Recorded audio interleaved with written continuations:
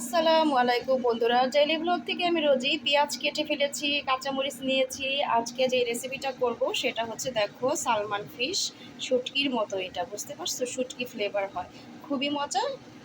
আর এদিকে আমি চিকেন ধুয়ে মশলা মাখিয়ে নিয়েছি, এখন ভাজা করে নিব, সঙ্গেই থাকো বন্ধুরা। সালমান ফিশের শুটকি। তারপর বন্ধুরা, মুরগি ভাজা হয়ে গেছে, এখন তেল গরম হয়ে গেছে, দিয়ে দিচ্ছি পরিমাণ মতো পেঁয়াজ। আজকে আমি চিকেনটা সুন্দর করে রান্না করব। চিকেন তো আমরা প্রতিদিনই রান্না করে খাই, অনেক রকমভাবে রান্না করে যাই, বাট সব কিছুর একটা নিয়ম আছে। এখন ভালোভাবে তেলে পেঁয়াজটা ভাজা ভাজা করি বন্ধুরা। বন্ধুরা, এখন আমি আদা রসুন পেস্ট করে রেখেছিলাম, এখন দিয়ে দিচ্ছি আদা রসুন পেস্ট পরিমাণ মতো। দিয়ে দিলাম হলুদের পাউডার। এখন দিয়ে দিচ্ছি এক্সট্রা হট মরিচের পাউডার, ঝাল ঝাল করে রান্না করব। দিয়ে দিচ্ছি ধনিয়ার পাউডার 2 চামচ। দিয়ে দিলাম এলাচের পাউডার। এখন দিয়ে দিব দারচিনি পাউডার। আমি আজকে সব পাউডার ইউজ করছি বন্ধুরা। স্বাদ অনুযায়ী পরিমাণ মতো লবণ দিয়ে দিচ্ছি।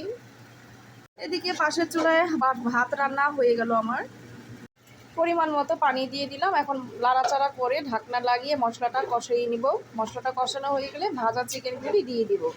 তো তোমরা কে কী রান্না করেছো অবশ্যই আমাকে কমেন্টে জানাবা। আমার চ্যানেলটি ভালো লাগলে লাইক, শেয়ার, সাবস্ক্রাইব করতে ভুলবা না। চেষ্টা করেছি যতটুকু সম্ভব তোমাদের সাথে শেয়ার করার। তো ঢাকনাটা লাগিয়ে দিচ্ছি।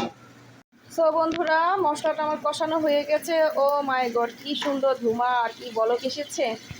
এদিকে আমি সালমান ফিশটা ভুনা করার জন্য বন্ধুরা ভালোভাবে ফ্রাই প্যানে পেঁয়াজ কাঁচামরিচ ফেড়ে ফেড়ে দিয়েছি। এখন আমি মশলাগুলি দিয়ে দিব। তো বন্ধুরা, ভেজে রাখা চিকেনগুলি সুন্দরভাবে দিয়ে দিচ্ছি হাঁড়িতে। এখন ভালোভাবে নাড়াচাড়া করে আবার কষিয়ে নিব। তো এখন ভালোভাবে নাড়াচাড়া করে কষানো হচ্ছে, দেখতে পাচ্ছ। তো এই তো তো কিছু কিছু মানুষ আছে বন্ধুরা, খেয়ে দিয়ে আজারা, কোনো কাজ কাম নেই, কী করবে, ভালো কোনো কমেন্ট করার তো নেই। খালি অন্যের পেজে ঢুকে কীভাবে খারাপ খারাপ কমেন্ট করা যায় আর কি। আমাকে কেউ করেনি, কিন্তু অনেক ভালো ভালো আপুদের পেজে ঢুকে উল্টাপাল্টা কমেন্ট করে, হাঁড়িটা এরকম কেন, এভাবে কেন, সেভাবে কেন। কেন ওনাদের আসলে কাজ কাম নেই, এইটাই হচ্ছে ওনাদের জব, পরচর্চা করো অন্যকে নিয়ে। তো যাই হোক, এখন ভালোভাবে মুরগিটা আমরা ভালোভাবে কষিয়ে দিব নাড়াচাড়া করে। অল্প একটু পরিমাণ মতো পানি দিয়ে তারপর বন্ধুরা আমি ঢাকনাটা আবার লাগিয়ে নিব। এখন আমি পানিটা দিয়ে দিচ্ছি।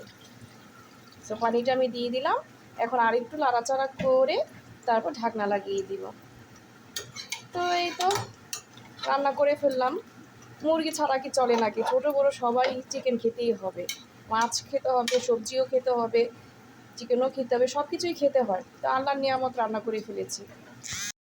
সো ভালোভাবে নাড়াচাড়া করে এখন আমি ঢাকনাটা লাগিয়ে দিচ্ছি বন্ধুরা। ঢাকনাটা লাগিয়ে দিলাম। সো তারপর আপুরা, আমার বিখ্যাত কালো পুরানো ফ্রাই প্যানটার মধ্যে আমি এই যে ভালোভাবে মশলাপাতি দিয়ে দিয়েছি। এখানে আমি সালমান ফিশের শুটকিটা ভুনা ভুনা করে রান্না করে নিই। আপুরা দেখো তো হাঁড়িতে কি আছে। ও, ঝাল ঝাল করে টার্কি চিকেন ভুনা, খুবই আমি, খুবই টেস্টি, খুবই ডিলিশিয়াস। আপুরা বলো তো, এই পাতিলের ভিতর কি রান্না করছি আমি, একটু সামনে নিয়ে দেখাই, তোমাদের সুবিধা হবে। অবশ্যই কমেন্টে বলবা এটার ভিতরে কি রান্না করছি। তো বন্ধুরা, এখানে আমি টমেটো ব্লান করে রেখেছিলাম, পুরা ব্লান না, একটু আস্ত আছে কিছু কিছু, তো এখন দিয়ে দিলাম। তো টমেটোটা দিয়ে ভালোভাবে নাড়াচাড়া করে নিচ্ছি বন্ধুরা। বন্ধুরা, সালমান ফিশের এই যে তোমার দিয়ে দিলাম সুন্দরভাবে গোটা গোটা সালমান ফিশ, টমেটো দিয়ে ভালোভাবে নাড়াচাড়া করে নিচ্ছি। খুবই সুন্দর একটা স্মেল এসেছে বন্ধুরা, এটা খেয়ে দেখবা অনেক মজাই আমি। সো এদিকে বন্ধুরা আমার চিকেন রান্নাটা হয়ে গেছে, বলক এসে পড়েছে। একটু ঝোল ঝোল রাখবো, ঝোল ঝোল সবাই খেতে বসে বলে ঝোল কোথায় ঝোল কোথায়, তাই একটু ঝোল রাখতে হয়। সো এদিকে বন্ধুরা আমার সালমান ফিশের ভুনা টমেটো দিয়ে চচ্চড়িটা অলমোস্ট হয়ে এসেছে।